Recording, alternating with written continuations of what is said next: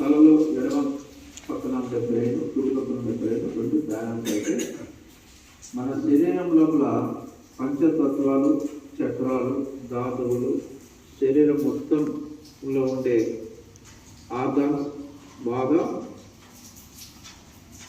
Activate అవుతుంది.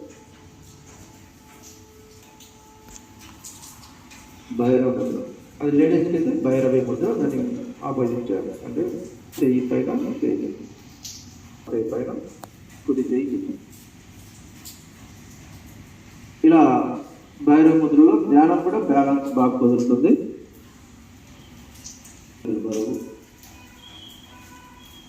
మీ ముందే ఈ పొలాల మీద పెట్టుకొని ఒళ్ళు చేతులు భైరవ ముద్రలో ఉన్నాను.